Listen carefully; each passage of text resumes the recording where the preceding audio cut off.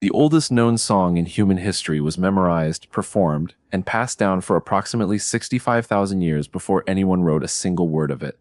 65,000 years. To put that in perspective, the entire history of writing, every book, every document, every record ever created by human civilization, spans only about 5,000 years. Which means that for 13 times longer than all of written history combined, human beings were storing, organizing, and transmitting everything they knew, every piece of survival information, every map, every medical discovery, every law, every genealogy, every astronomical observation, inside their own minds. With no backup, no external storage, no way to recover what was lost if the person carrying it died before they could pass it on, and they did not lose it. Generation after generation, for tens of thousands of years, they held it. The question is how? Because the answer is not what you think. And once you understand it, you will never look at your own memory, or its failures, the same way again. Here is what nobody tells you about prehistoric memory. You forget where you put your keys. You forget the name of someone you met 3 weeks ago. You pull out your phone to look up something and forget what you were looking for before the screen even loads. You live in a world saturated with external memory devices, phones, calendars, search engines, notes apps, photographs, and your memory is still failing you daily. Now consider this. A member of the Yolngu people of northern Australia can navigate a territory of over 500 square kilometers, every water source, every seasonal food location, every landmark, every danger, entirely from memory. Not their own memory built over a lifetime of personal experience. Memory inherited from their ancestors, encoded in songs, sung into their minds before they could read, before they knew what reading was, before writing existed anywhere near them. That is not a remarkable individual. That is a standard outcome of a memory system so sophisticated that modern neuroscientists studying it have described it as, and I am quoting directly here, the most efficient information storage technology ever developed by the human species. More efficient than writing, more efficient than digital storage. And it was running inside human brains for 60,000 years before we invented the alphabet. But here is the part that will actually disturb you. We had this technology, all of us. It was the default human operating system, and then we gave it up. Before we go further, I want you to do something. Think of the last time you tried to remember something important without writing it down, a phone number, a list, an address, and failed. Now think about the fact that your great-great-grandmother, 50,000 years removed, could memorize the location of every edible plant within a 3-day walk, the behavioral patterns of every prey animal in her territory, the medical properties of dozens of plants, the complete genealogy of her group going back generations, and the positions of stars used for navigation. All of it, held in her head, retrievable on demand, accurate enough to survive on. The question is not whether the prehistoric human brain was different from yours. It wasn't. The brain you are using right now is identical, in every measurable way, to the brain that held all of that. The question is what they knew about memory that we have completely forgotten, and why we abandoned it. Here is the theory that most cognitive scientists have been reluctant to state directly because of its implications. The invention of writing did not enhance human memory, it replaced it. And in replacing it, it may have caused one of the most dramatic cognitive regressions in the history of our species. A voluntary downgrade of one of our most powerful biological systems in exchange for convenience. Socrates warned about this in ancient Greece. He argued that writing would produce forgetfulness in the minds of those who use it, because they would not practice their memory. His contemporaries thought he was being irrational. The neuroscience of the past 30 years suggests he may have been exactly right. And the people who never made that trade, the cultures that maintained oral memory traditions into the modern era, are showing us something about human cognitive capacity that we have been systematically underestimating for 5,000 years. In 1960, a researcher named Alexander Marshak was examining a small bone fragment found at a site in Central Europe, dating to approximately 30,000 years ago. The bone had a series of tiny notched marks carved into it, 69 marks in total, arranged in a curved pattern. For decades, archaeologists had dismissed similar objects as decorative or meaningless. Marshak looked at it differently. He counted the marks, he compared them to lunar cycles, and he found that the 69 marks corresponded precisely to 2¼ lunar months, the exact amount of time a prehistoric person would need to track in order to predict seasonal animal migrations, plant cycles, and weather patterns. This was not decoration. This was a calendar, a cognitive tool so precise that it tracked astronomical cycles across months. And the person who made it was doing so 30,000 years ago, in the middle of an ice age, without mathematics, without astronomy as a formal discipline, and without any written numerical system. They were not primitive. They were operating a memory and tracking system that most modern adults could not replicate without a smartphone. Wait, if they could track lunar cycles in bone 30,000 years ago, what else were they tracking? And how much of it never made it into any physical record at all? But the bone calendar is the least impressive part of this story, because tracking marks on bone is still an external memory aid. It is still storing information outside the mind. The truly extraordinary thing is what prehistoric humans stored entirely inside their own heads, with no physical aid of any kind. And the system they used to do it was so counterintuitive, so architecturally alien to how we think about memory today, that when modern researchers first started mapping it, they could not believe it had been hiding in plain sight for 65,000 years. It had been. In the landscape itself. Let's follow the evidence like detectives, because this story has a geography to it. In 2016, researcher David Sereda and a team of cognitive anthropologists began a systematic study of Australian Aboriginal songlines, the ancient navigational and memory systems used by Indigenous Australians for at least 65,000 years. A songline is, on its surface, a song.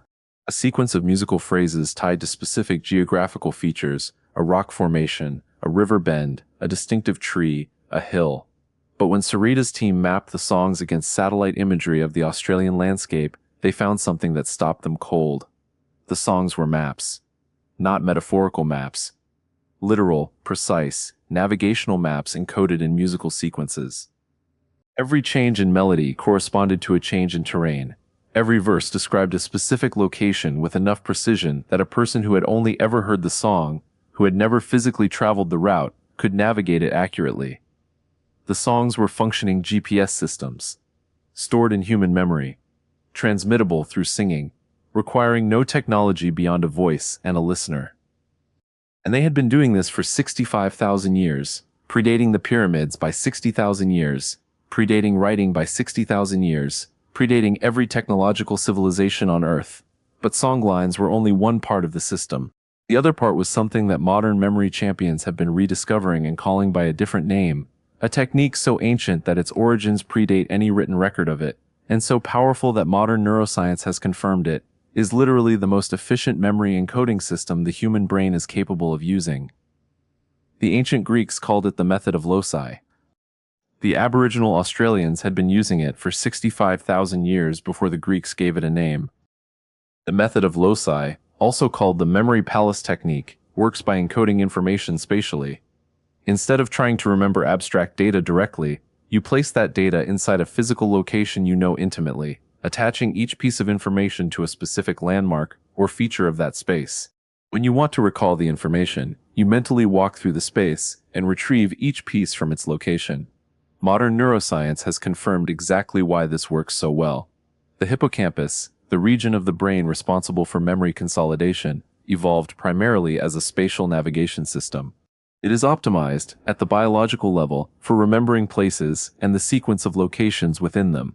When you encode information spatially, you are using your brain's most powerful memory architecture instead of fighting against it.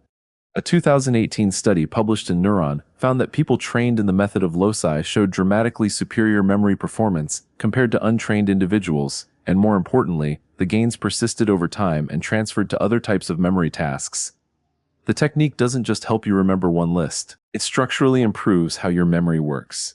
And here is the critical data point. The study found that the method of loci users showed increased connectivity in the default mode network, the same neural network that is most active in experienced meditators, highly creative individuals, and people with exceptional autobiographical memory. The prehistoric human who encoded survival knowledge into the landscape around their camp was not doing something primitive. They were using the most neurologically sophisticated memory strategy available to the human brain. They just didn't have a journal article to prove it. Think about what this meant for a prehistoric group operating across a large territory. Every elder in the group was a living library. Not a metaphorical library, a literal one. The knowledge stored in that person's memory included the location of every water source within a multi-day walk, which ones were seasonal and which were permanent, which plants grew near each one, which of those plants were edible and which were toxic, which animals preferred which terrain types in which seasons, where the predators denned in winter, where the river flooded, and when which hills provided shelter from which wind directions, and dozens of other survival-critical variables that modern humans would need an entire geography department to map and catalog. And all of it was cross-referenced, linked together through the songs, the stories, the ceremonies, the ritual performances that embedded information in narrative and music and movement, the three encoding systems that the human brain handles most powerfully. When that elder died without passing their knowledge on, it was not the loss of one person. It was the deletion of a database built over a lifetime, connected to databases built by every generation before them. The group felt it immediately. In survival terms, an unplanned death of a knowledge carrier was a catastrophic data loss event. Which is why the transmission of knowledge, the ceremonies, the initiations, the long apprenticeships, the ritual repetitions, was not cultural decoration.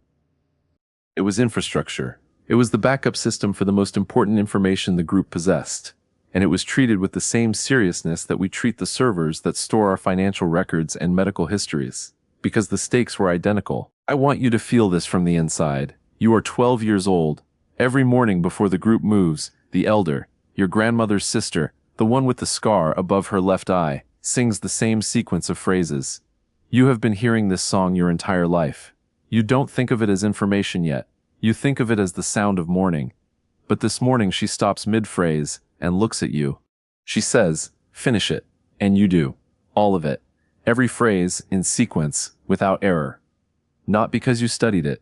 Because you heard it every morning for 12 years while it was attached to the walk, the terrain, the light, the smells, the physical sensations of moving through that landscape. The song and the land became the same thing in your memory. You don't remember the song. You remember the place. And the song comes with it. 3 years later, you are on your own for the first time, far outside the territory you have physically walked. You are in terrain you have never seen with your own eyes, but you have sung it. And as you move through it, the landscape matches the song, feature by feature, verse by verse, and you know, with the same certainty you know your own name, exactly where the water is, exactly where the shelter is, exactly where the danger is. You are not lost. You cannot be lost. The map is inside you. And it has been there since before you understood what a map was. But the songlines and the memory palace are only the beginning. Revelation 1. Researchers studying the oral traditions of cultures in India, West Africa, and the Pacific Islands have found that certain epic poems, some running to tens of thousands of lines, have been transmitted with near-perfect accuracy across hundreds of generations, spanning thousands of years.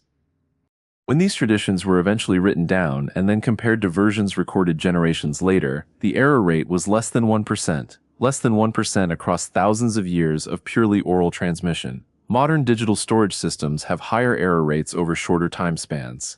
Revelation 2, a 2020 study by researchers Dwayne Hamaker and colleagues, published in the Journal of Astronomical History and Heritage, found that Aboriginal Australian oral traditions describing specific geological and astronomical events, including sea level changes and volcanic eruptions, were accurate to events that occurred between 7,000 and 10,000 years ago. The oral traditions had preserved scientifically verifiable factual information across 300 to 400 generations of purely verbal transmission, not approximately accurate, precisely accurate, accurate enough that geologists were able to use the oral records to locate and confirm specific physical sites. Revelation 3. And this is the one that changes everything. The researchers studying the most sophisticated oral memory systems have found that they don't just store information. They store it in a form that is more resistant to corruption than written text.